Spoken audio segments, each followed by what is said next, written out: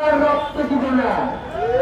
রক্ত আমরা বহুবার দিয়েছি, 47-এ দিয়েছি, 71-এ দিয়েছি, 24-এ দিয়েছি, পিলখানায় দিয়েছি, সাপ্লাই দিয়েছি। শুধু কি আমরা রক্ত দিতেই থাকবো?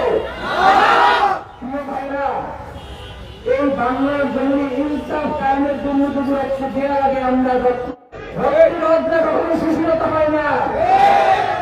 রক্তের বদলা আজকে শহীদ উসমান হাদিকে যারা হত্যাযজ্ঞ করে তুলেছে, যারা শহীদ উসমান হাদিকে কিভাবে হত্যা করা যায় সেই পরিকল্পনা দেশে বসে করেছে, তাদের সাথে আর কোন সুশীলতা মানাবো না আমরা।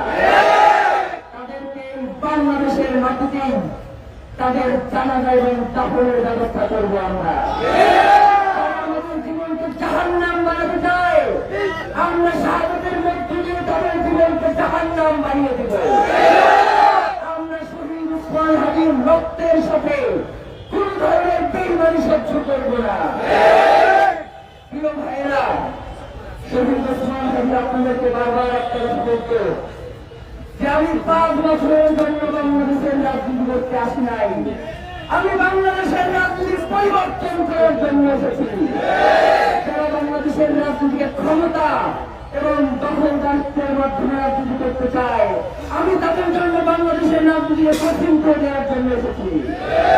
আপনারা দেখেছেন শহীদ উসমান হাদি জীবিত থাকা অবস্থায় ফসলের পরে বিভিন্ন মসজিদের সামনে গিয়ে আপনাদের সেগুলো দাঁড়াইতো, বলতো যে আমাদের ভোট দেওয়া লাগবে না, আপনারা বাংলাদেশের এমন কাউকে ভোট দেন যে ইনসাফের কথা বলে, যে বাংলাদেশের স্বাধীনতা সার্বভৌমত্বের পক্ষে লড়াই করে, যে বাংলাদেশকে চায় দিল্লির দাসত্ব করে বেরিয়ে আসুক, তাকে আপনারা ভোট দেন।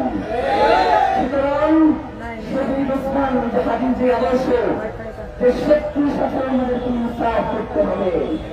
অনেকেই আমাদেরকে ভুল বোঝান যে শহীদ উসমান হাদি এইটা পছন্দ করতেন না, শহীদ উসমান হাদি এই কাজ করতেন না।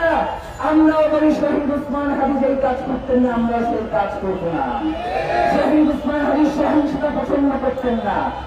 তার মৃত্যুর পরে বাংলাদেশের ইতিহাসে সর্ববৃহৎ জানাজা হয়েছে।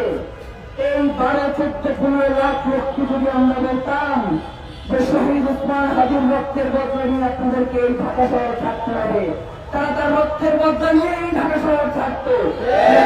তাদেরকে বলেছি যে কোন ধরনের সহিংসতার মধ্যে আমরা যাব না, আমরা বাংলাদেশকে স্থিতিশীল রাখতে যা যা করবার দরকার হয় আমরা তাই করব। কিন্তু আমরা দেখতে পাচ্ছি যে বাংলাদেশের সুশীলতার নামে বাংলাদেশের কিছু গোষ্ঠী যারা নির্যাতনের নিয়ে বিভিন্ন জায়গায় স্যাবোটেজ করে শহীদ উসমান হাদির যে লড়াই, তার যে সাংস্কৃতিক লড়াই, তার যে ইনসাফ কায়েমের লড়াই, সেটাকে লঘু করবার জন্য বিভিন্ন জায়গায় স্যাবোটেজ করা হয়েছে।